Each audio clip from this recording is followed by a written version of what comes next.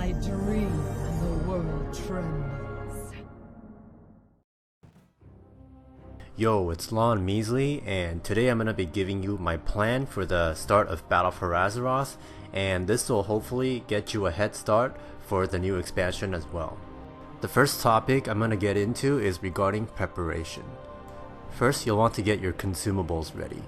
In my opinion, the most important ones are flasks, food, which is fighter chow or bear tartar, and then healing potions, tomes of the clear mind, which allow you to respect your talents. Then you'll definitely need goblin gliders and possibly gun shoes. Notice that I didn't include any of the mount buffing consumables such as the syrups, because the Legion versions don't work outside of the Broken Isles.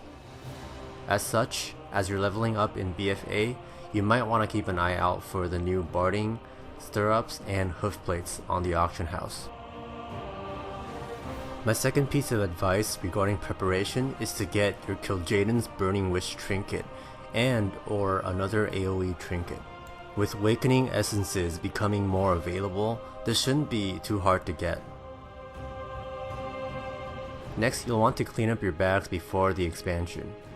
Which is kind of ironic for me to say because I'm a hoarder and I suck at doing this. Next, my fourth piece of advice is to prepare some powerful battle pets. This is important for doing world quests and will help you get that reputation that much faster.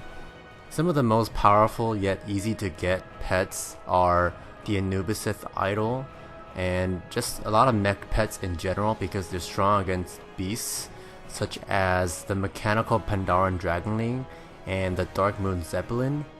And to counter aquatic pets, you'll also want to have some flying pets, such as the Terraclaw Hatchling and the Dread Hatchling if you have the Warlords of Draenor Collector's Edition. And lastly, you'll want a high level beast pet to counter any critter types. Now my fifth piece of prep advice is to enable War Mode. This is especially important because when you're questing in the initial stages of Battle for Azeroth, you most likely won't encounter any members of the opposing faction anyway, because everybody will just be in their own respective continents, at least before they reach max level. And so this will definitely help you level a lot faster.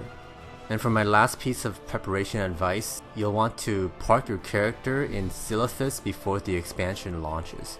This is because the quest to get your Heart of Azeroth artifact is actually in Silithus, and it'll actually give you a big boost to your power as well, so you'll want to do that ASAP. For the second part of this video, I'm going to be talking about the War campaign. It's similar to the Orderhog campaigns of Legion, as it runs parallel to the zone storylines, and typically gives you some kind of significant bonus or unlocks something important. At the beginning of the expansion, you'll be given a quest to collect 100 war resources, and I think the best way to go about this is to first complete one zone, which will reward you with 50 war resources, then supplement the last 50 with rare treasure chests around that zone. This Wowhead comment I'm showing you right now has information about the various locations of the treasures, so be sure to check that out. It'll be in the video description. Upon collecting that 100 ward resources, you'll be given access to your mission table and followers, and also be given a quest to establish a foothold in the opposing faction's continent. Doing this not only gives you some Azerite armor to help you with your leveling, it'll also allow you to upgrade your ship, which is the equivalent of Legion's Order Hall Advancement Tree, which provide bonuses including increased mount speed and extra AP from world quests. The most optimal and time-saving way to go about this seems to be to come back every time you complete one entire zone. For the last part of this video, I'm going to be talking about one of my favorite topics, gold making. And my first tip for you is that inscription will be extremely good at the beginning of the expansion. This is because most and especially hardcore players will want to get their reputations up ASAP, and inscription provides just that by allowing you to craft contracts, which gives you bonus reputation when completing world quests. Everyone will be starting with level 1 Zandalari or Kultiran Inscription, depending on your faction of course. But contracts actually require level 75 in the profession level to craft. So in order to level up your inscription, you'll want to craft the new respec tomes and these new war scrolls that boost your stats, as well as inks in general.